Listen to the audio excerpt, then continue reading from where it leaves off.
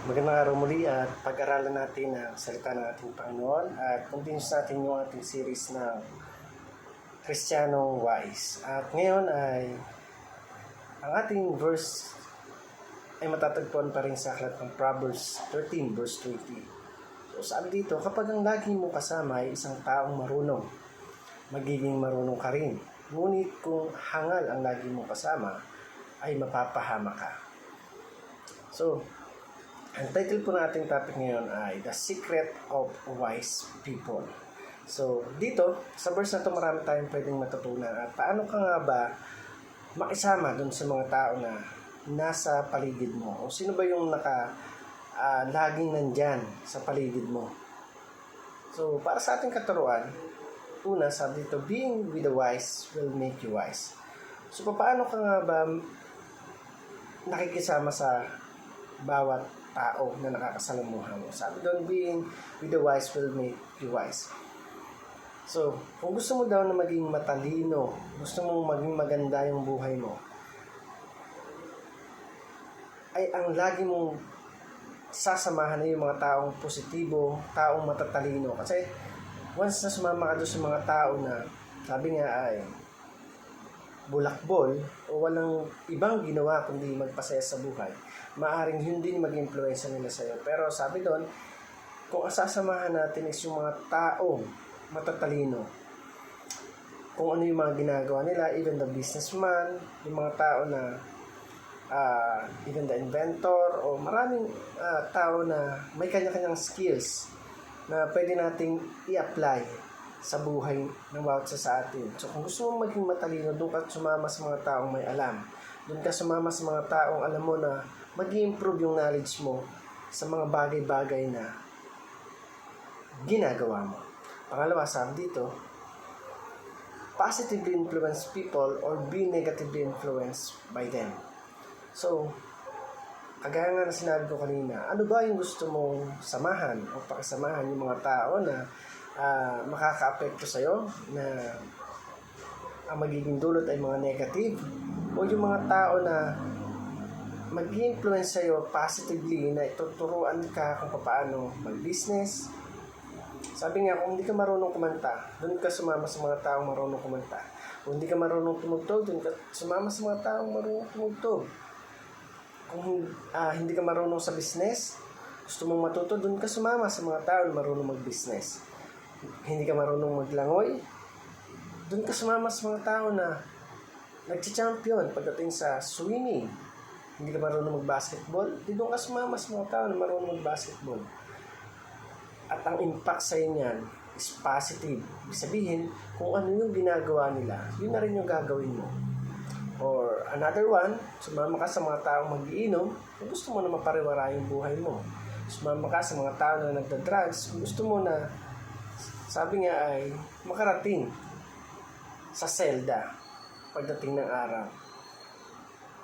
Sumama ka sa mga taong nagda-drugs, marahil yung buhay mo ngayon ay nasabi nga ay nasa mundo na ng kawalang pag-asa,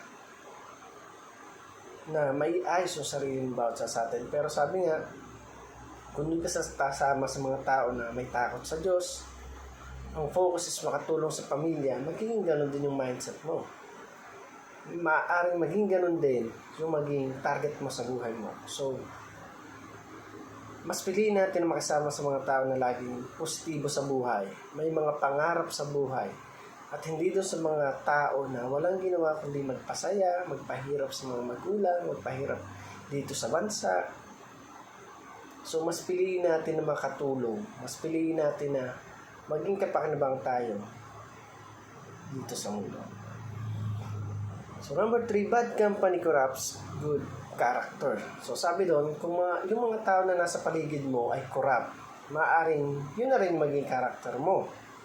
Ikaw na mabuti, like for example, sa grupo nyo o sa isang samahan, ay mas lamang yung mga, sabi nga ay, loko-loko. So, maaaring pagdating ng araw ay maging ganun ka na rin. Mga kaibigan mo, mga basagulero, darating din yung araw na basagulero ka na rin, basagulera. Kung ang mga kasama mo ay marunong magsugal, maaaring pagdating ng araw, kung ano yung ginagawa nila, gagawin mo na rin. So, bad company corrupts good character. Yung character mo na maayos, maganda, pero dahil sa surroundings mo, dahil sa mga nasa paligid mo, yun yung lubos na nakaka-apekto sa atin. So, dito tinuturo sa atin na dapat tayo bilang mga nakakaalam kung ano yung mga tama, kung ano yung mabuti at masama. Kailangan na nating ayusin kung sino ba talaga yung dapat nating kung kanino ba dapat nating isurround yung sarili natin. So, mas piliin natin na maging maayos at makabuluhan yung buhay ng bawat isa at hindi, sabi nga ay mapariwara lamang. So, para naman po sa ating application, kaya sabi dito sa unang application natin, evaluate your circle of friends. So, dito marami talaga na nahihirapan. Kasi, kung ikaw yung klase ng tao na bigla-bigla na talagang nag-twist yung buhay mo simula nung nakilala mo na may Diyos ka sa buhay.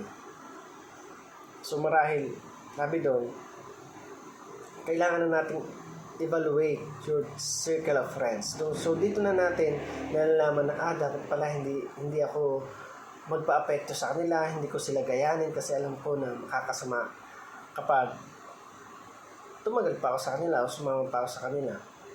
So, ang ibig ko lang sabihin, i-evaluate natin kung may maganda pa bang may dudulot yung mga kaibigan mo. Even sa life ko, na-experience ko na talaga nung una, sarap kasi magagawa mo lahat, matututuhan mo lahat, yung mga bagay na mayroon dito sa sanlibutan.